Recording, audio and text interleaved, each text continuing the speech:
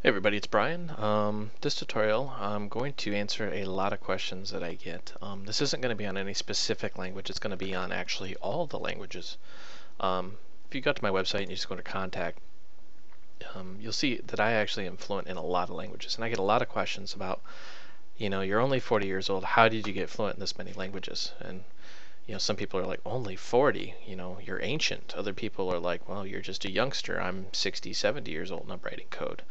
I'm middle-aged, let's just put it that way. Point being, though, learning languages is actually very, very easy, and I'm going to show you a real trick on how to do it. If you go out to TIOBE index, you'll see it's just a ranking of languages, and this is based on popularity, based on search. And you'll notice that most of the languages have certain things in common. For example, they're either C style or they're COBOL or VB style languages. Once in a while you get the oddball one like Python, but you could actually argue that Python's sort of a C style language when you really look at it.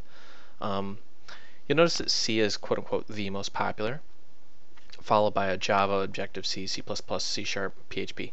So what are you looking at right here in the top? Let's look at the top 6. Well, they're all C-style languages. If you know C, you implicitly already know Java and Objective-C and C++ and C#. Now, I know I'm going to get some hate mail saying Objective-C is totally different, but really, it's Objective-C. I mean, it's a C-based language. So my point is, if you know one, you pretty much know them all. So the objective of this tutorial is I'm going to show you some just handy shortcuts. And if you go out and you also look for the most popular coding languages of 2014, you'll see some trends. You'll see that, like Go is 1.5% share of the market. Well, Go is a relatively new language. Well, Python's an old language, but it's only recently been getting hyped up, and now it's got 30% market share. And why is that? Well, it's easy to work with. Java is easy to work with. It's also 22%. You notice the harder languages like the C++, the C#, and the C's, they're a little less used. I shouldn't say less used, they're less popular in searches. So people like fast, easy languages. The thing about languages is no language is really faster or easier than the other. It's all about your knowledge in it. They just have smaller learning curves. You can learn Python in about 2 or 3 hours. You won't be an expert, but you'll be fluent enough to write actually a pretty decent program. C++ will take you 2 or 3 months. There's a steeper learning curve. So without further ado, let's just crack open a word editor here. Some things you need to know for all languages. They have variables. Now what's a variable? A variable is a scientific term for something that means it will change. So for example, my age is a variable. As you're sitting here listening to me talk, I'm aging. That's utterly depressing now that I think about it. I'm aging. Anyways. My girlfriend's laughing in the background. Another thing they all have in common is constants. If I can spell. What is a constant? Well, it's another scientific term. It means stays the same. Like a radioactive state of decay is a constant. My gender is a constant, at least I hope it's a constant. I don't want to magically turn into a woman. Although I know some species of frogs will actually change genders, so gender's probably not a good example. Let's just stick with radioactive decay. And then they have operators. Operators are like what you actually do with a variable or constant. For example, you can add it, you can minus it, you can say is it less than, is it greater than. You can AND it, which is a memory function. You can OR it, which is a memory function, etc., etc. So you're going to do something with the variables and constants. Well, now you have flow control. And without sounding like a commercial for Flomax, you're going to control the flow of the program. And this is like your if-thens, your elses, your loops, and select case. Or let's just call it a switch. I'm partial to C-style languages. And now you also have what's called a scope, which means where do those variables live? Now what do I mean by that? Where do they live? Well, when you make a variable, it has to live somewhere. It lives in memory on the computer. Well, a program sections off certain parts of memory into what's called scope. The scope can also be called statements, Let's actually delete this. Statements, functions. I can't think and type at the same time. Statement, functions, subroutines, methods, and properties. Now you should note some languages only have statements, some only have functions. Some have functions and subroutines. Some have all of the above. And then you'll have, last but certainly not least, structures. Oops, sorry, my computer's glitching up on me a little bit there. You'll have structures. And these would be data types, structs, which is shorthand for structures, enums or enumerators, and you guessed it, objects. Now I know what you're thinking. Whoa, hold the phone. There's some languages out there that don't have data types. For example, VBScript or Python. Actually, they do.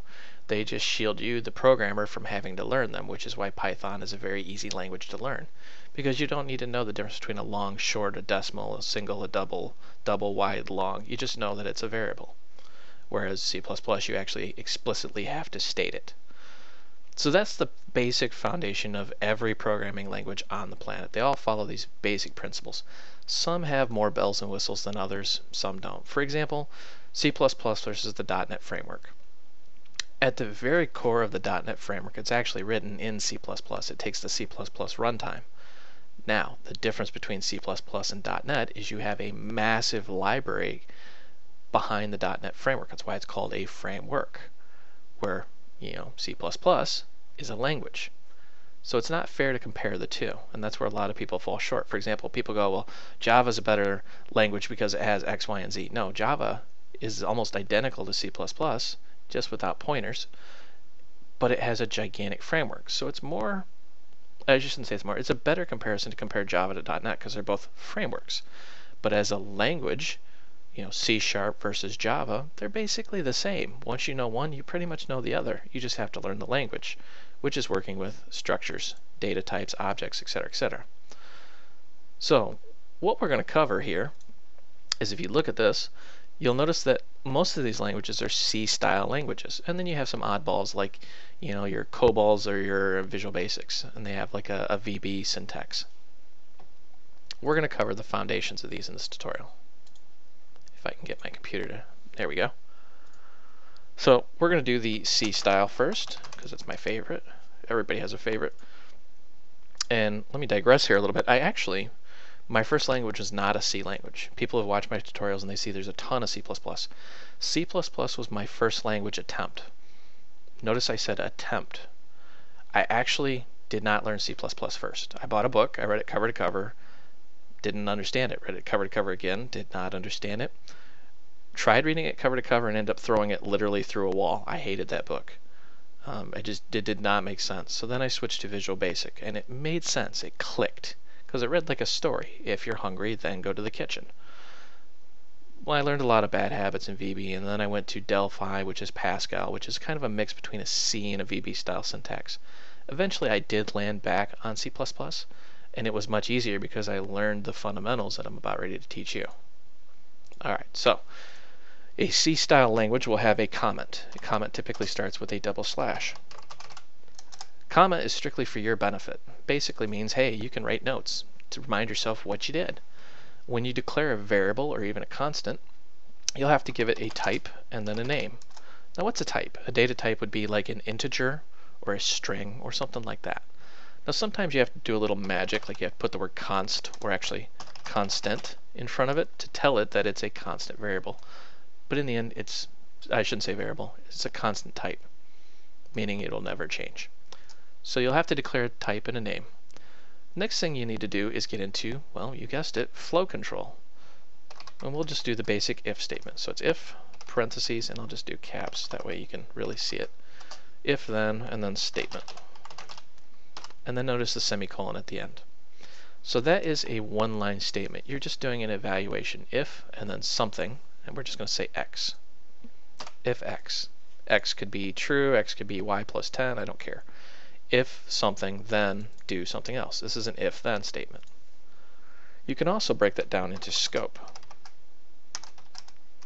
Notice these brackets. That's indicative of a C-style language. It's called C because C was really the first language, I believe, to use that kind of curly bracket syntax. A lot of people hate these brackets. I love them, and let me tell you why. Because it defines scope. Going back to what we were talking about, scope. What is scope? Think of scope as a hotel. You have a variable, and I'll call that variable Brian, me, and you have another variable, and we'll call it you. You have a hotel room, and I have a hotel room. You don't want me in your hotel room, and I don't want you in my hotel room. So that's scope. Think about that in terms of a language here. You are var1, you live there. var2, you live there. Which means var2 cannot live outside of these brackets because you put it in scope. Now var1 has what's called a global scope, meaning it can go anywhere. It can be outside this, it can be inside it, can be underneath it, wherever. And when you look at a program, you should actually think that there is a giant set of parentheses. So it looks like that. Looks kind of weird, I know, but that's called the global scope. All right, now, we've covered if statements. So right there, what we've covered in this brief tutorial thus far is probably about, I want to say 2 weeks of computer science class. So you're welcome. Now we're going to do a while, which, should look very similar. It's got a command, if or while, and then we give it a statement x, and then you've got a scope. So while x, and we could say while my age is 40, while it's nighttime, while I'm happy, while I'm hungry, etc., etc. And then it'll execute that scope. Or you could do a do while.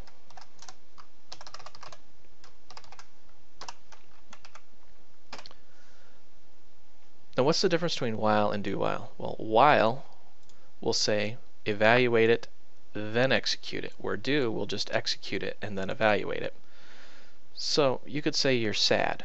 If you're sad, do something. So it'll say while I'm happy, meaning it won't execute because you're sad. But let's say you're sad and it says do, and then you get what I'm saying though. It's going to execute this without, really evaluating the statement until the end here. Then you have a for loop.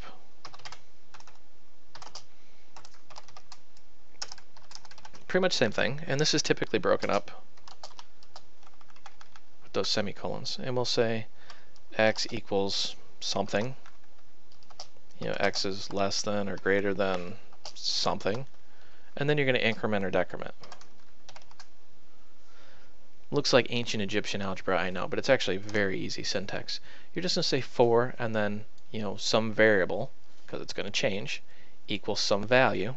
And then you're going to evaluate it. This is basically an if statement up here. X is greater than, less than, equal to some other value. And at which point you're just going to increment and move on to the next one. So it's going to keep doing this over and over. It's going to keep executing this scope over and over and over until that condition is no longer true. And there's one last one I'm going to go over, and it's called a switch statement. Let me kind of move my notepad up here. Alright. Think of switch as a gigantic if then else statement. Oh, that's one other thing I kind of forgot. Let's do the if. You can also add the else keyword. So if x, then do something, otherwise do something else. Notice how you've got two different scopes here. Scope 1, scope 2. Alright, so the switch statement is very similar in function but different in syntax. And let me explain here. You've got your evaluator, you're switching. Think of a switch as like a light switch. And then you've got a scope. Now in this scope, you've got a bunch of other switches.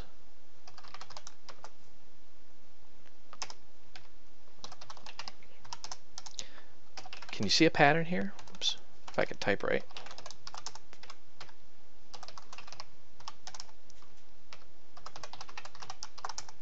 That pattern, of course, are your little light switches here. Case, case, default. So you could say case 1, case 2, and then default. So if x is 1, it's going to flip this switch. And you could think of this as a mini scope or a scope within a scope. If x is 2, it's going to do this. If x is 3, well, we don't have a case for 3, so it's going to do the default, which is this scope down here. That right there, boys and girls, is about 9 weeks of computer science class.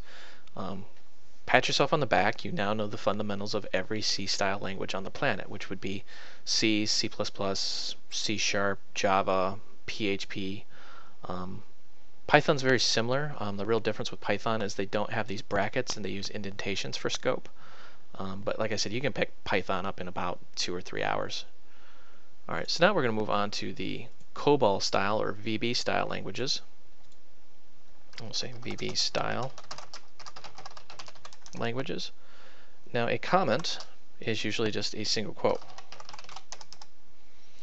And to declare a variable, you would do the opposite of a C style. You give it a name and then a type.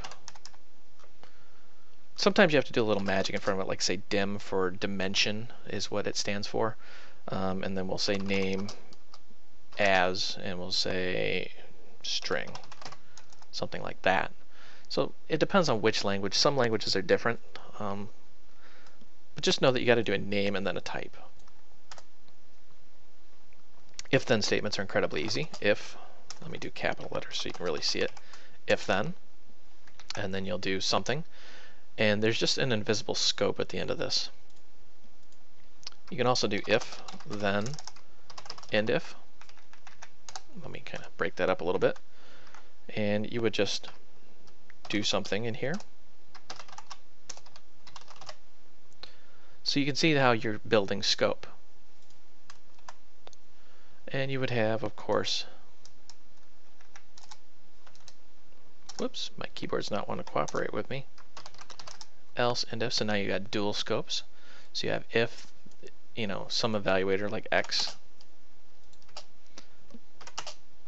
If x, then do something, otherwise do something else. And you could build that out indefinitely. Alright, now you've got 4 loops. Syntax for these are a little different.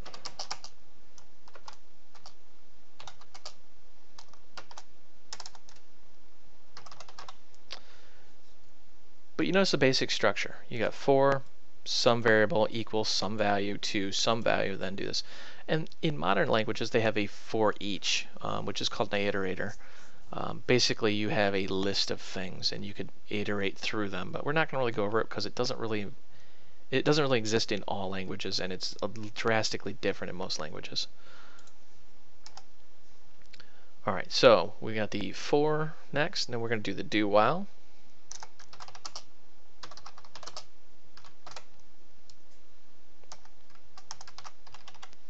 And then you would, do something in here. I'm just going to take this do something and copy and paste it right in there so you can see, whoops, you're doing something. And then you're going to do the do, whoops, loop until x. And this is the same principle. You're going to evaluate first and then loop, or you're going to just loop and then evaluate. So let's talk about a loop real quick. And it's the same thing with C-style languages. A loop would be, it's like playing hide and go seek. You got to count to 10. So, while x is less than 10, keep counting basically. Now, VB style languages also have a switch, but instead they call it a select case.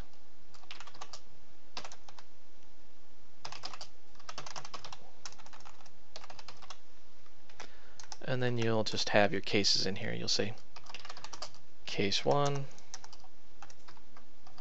case 2, case else. As you can see, it's very similar to the previous with the C-style languages where you'll have 1, 2, and then you have your default. Whew, that was a mouthful. So you can see the comparison between the languages. While they may look drastically different, they're very, very similar under the hood. A lot of people get kind of confused and daunted when they start a computer science class and they have to learn 2 or 3 languages in a semester. And I'm sitting here going, learning the language is extremely easy. It's just you got to bear in mind you have variables, constants, operators, flow control, scope, and structures. Notice how we have not talked about structures. There's a reason for that, because structures are treated very differently in each language. Some languages don't have objects. You've heard the term object-oriented programming. Well, that's a newfangled technology young kids are using since the 70s. Some languages only have structs and enums. Almost all languages have data types, although there are some real radical ones out there that don't have them. But when you do object-oriented programming, really what you're doing is you're making a structure in memory. Think of a structure as a blueprint, like you're going to build a house. Well, houses come in different shapes, sizes, and colors. Same thing with cars. You want a blue car, a red car, or a black car. That's where you get into properties. A property is just, you're going to control an internal variable in an object. Think of a property as like color. What color car do you want?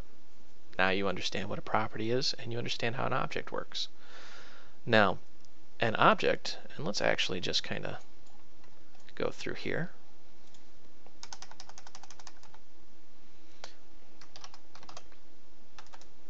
If I could spell object. An object is just a scope.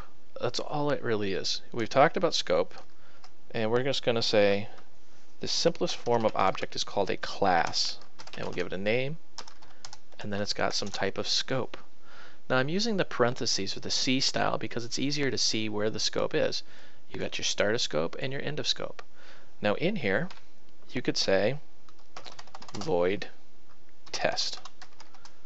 People always get nervous when they see the word void. They're like, oh no, what does that mean? Well, it doesn't mean anything. That's what void is. It means nothing. This is a function, and it's going to return nothing. So that's the premise of a C-style language. Notice how you also have the scope here. Parentheses are also scope. In here you would give parameters. Parameter is just a fancy word for a variable. You could say A, B, C. Each one has a different data type. And in here you would have your flow control. If, x less than 2, then do something in here. So really all an object is, or all a structure is just scope.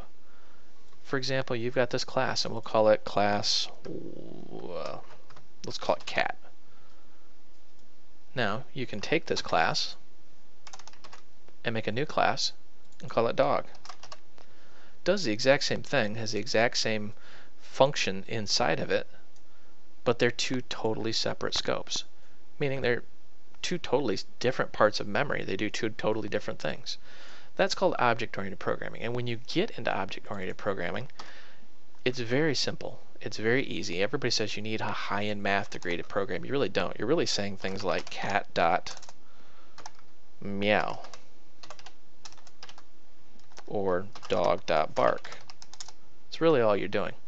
And you'll see a lot of that in programming languages where you'll have, object with a dot notation or dot and then something, which is that something relates to, you guessed it, a function. So when you look at these, it's actually very easy to see what's going on under the hood. I know it looks confusing at first, but once you really start trying it, you realize learning the language really isn't the challenge. It's learning the framework behind it. And that's why you buy these 2,000-page monolithic books. But what you realize is most of these books spend 1,500 pages teaching the language, and you've just learned it in this video. Well, that's pretty much all for this tutorial. If you like this, feel free to visit my website. I've got a bunch of tutorials out here on a bunch of different languages. Let's see, languages, yep. C#, Qt, C++, Java, HTML, VB, blah, blah, blah. You can also download source code, check out some projects, and donate so that I can help other people.